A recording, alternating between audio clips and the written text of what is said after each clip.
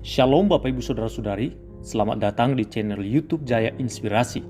Bila saudara merasa diberkati dengan pemberitaan firman Tuhan ini, silakan di-like, share, dan di-subscribe sebagai bentuk dukungan saudara kepada kami. Renungan firman Tuhan pada saat ini, kita belajar bahagia menurut Alkitab. Pada hakikatnya semua orang ingin bahagia, siapapun itu, baik wanita maupun pria, anak-anak maupun dewasa. Namun dalam kenyataan kehidupan, ada berbagai persoalan yang menyebabkan terjadinya seseorang tidak dapat bahagia. Misalnya masalah ekonomi yang belum terpenuhi, masalah jodoh yang belum pasti, apalagi kalau yang bersangkutan sudah lama menjomblo. Pendidikan yang sulit untuk ditempuh, usaha yang mengalami dampak krisis, keluarga yang tidak harmonis, anak-anak yang sulit untuk diarahkan, dan tekanan dari berbagai aspek kehidupan. Adapun cara yang ditempuh oleh kebanyakan orang untuk mengurangi kegalauannya dan berusaha mendapatkan ketenangan atau kebahagiaan dengan cara berikut. Cara yang pertama yaitu melupakan masalah untuk sesaat saja, yaitu dengan cara ngefly, mabuk, minum minuman keras, menggunakan obat-obat terlarang, pesta pora, dan lain sebagainya. Hal ini tidaklah menyelesaikan persoalan. Cara yang kedua yaitu mencari uang sebanyak-banyaknya. Mereka berpikir bahwa kalau sudah memiliki uang banyak, mereka bisa membeli apa saja yang mereka mau.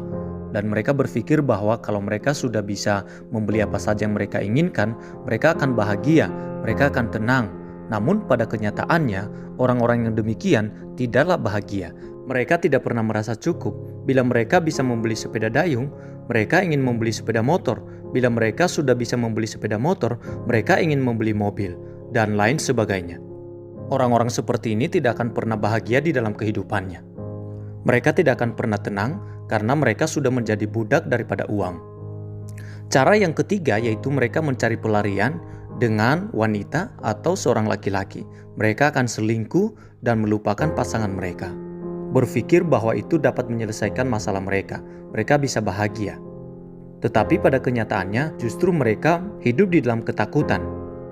Nah, semua kebahagiaan yang didapatkan melalui ketiga hal di atas adalah kebahagiaan yang semu yang berujung pada persoalan yang lebih besar.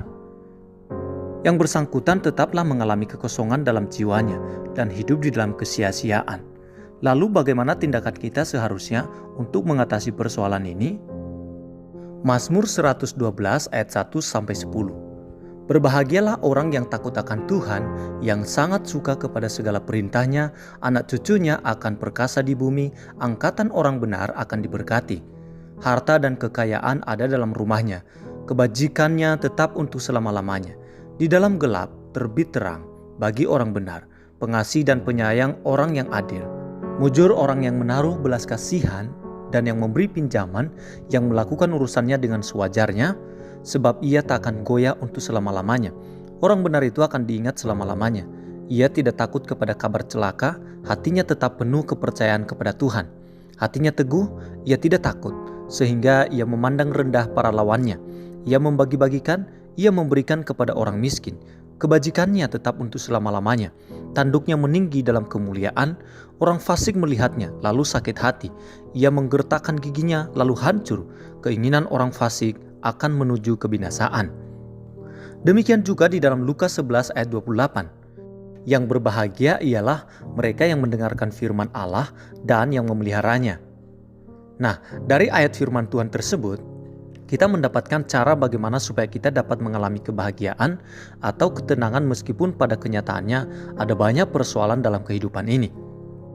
Cara yang pertama yaitu takut akan Tuhan. Takut akan Tuhan artinya ada kesempatan untuk melakukan dosa, tetapi memilih untuk tidak melakukannya. Cara yang kedua yaitu suka terhadap firman Tuhan. Suka artinya mengingini. Mengingini firman Tuhan lebih daripada yang lain. Lebih dari kesukaan kita lihat-lihat status orang di FB, di Instagram, di Twitter, WA, dan lain-lain. Yang ketiga, melakukan firman Tuhan. Dalam hal ini melakukannya terus-menerus tanpa berhenti walaupun dalam keadaan susah. Jadi Bapak Ibu Saudara-saudari, ketiga hal inilah yang menolong kita untuk merasakan kebahagiaan. Sebab jika kita takut akan Tuhan, maka damai sejahteranya turun atas kita. Bila kita suka terhadap firman-Nya dan melakukannya, itulah yang membawa kita pada kehidupan yang bijaksana. Demikianlah firman Tuhan pada saat ini. Tuhan Yesus memberkati.